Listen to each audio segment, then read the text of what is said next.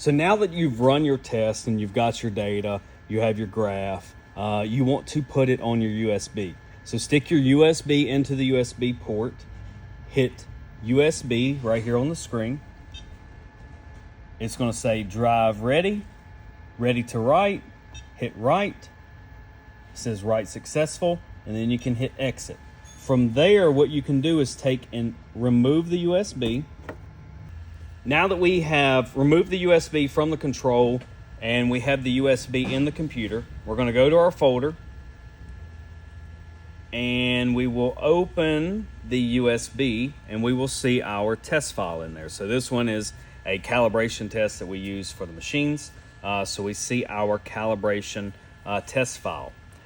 Now, after this video, we're going to go through an additional video that will go through setting up the file within the Excel files here, and at which point you can take and use it just as you use the graphing software on your control. All right, now we want to convert our file from the format that the control has into an Excel format. So the first thing we want to do is open the torsion bar dyno report. This is going to give us an issue because we have the editing turned off. So we want to turn that on, so enable content. And then we want to hit load machine data file. From there, we're going to go over here. This is that calibration test that you saw in the previous video. So this is the test that we saved from the control. So we will select that test.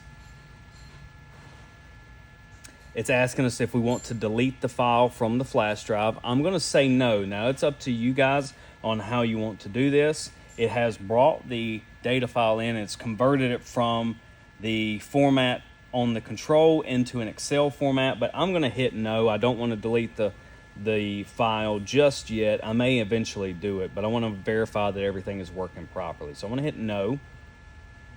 And we see our graph here. So this graph is giving us our compression and rebound. That's why we have the two lines.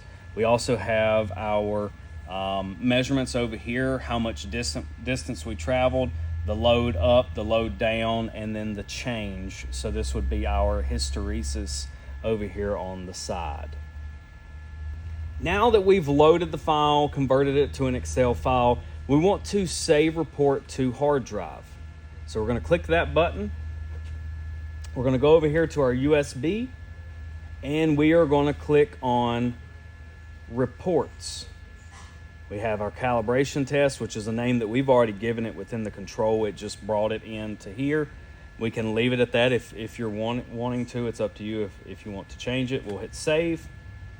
So now it's saved that file. Now, there is also a overlay. So what we can do is go to torsion bar dyno overlay, which is the Excel file for that. And what we want to do from there, again, we'll have to hit enable content, which is going to allow us to do make changes within the software. And we want to click view and load reports. So what it did is it brought us to another workbook. So we can load in 3 reports, and then it's going to overlay them much like your control does. So we will hit load report 1. We will go back to our USB. Remember, we saved our previous file in reports. So we're going to open that folder up. We see that there's our report for the calibration test, which is, again, just the file name. Now that we have the report loaded, if you have a second file that you have saved and exported off the control, that's where you're going to load it into report number 2, 3, and 4.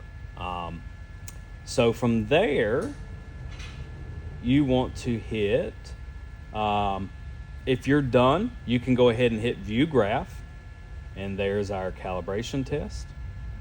And if you had multiple tests on here, they would be displayed here in the legend. And you set the screen up the way you're wanting it. Once you get done and you're ready to call it a day, you can hit save overlay to hard drive.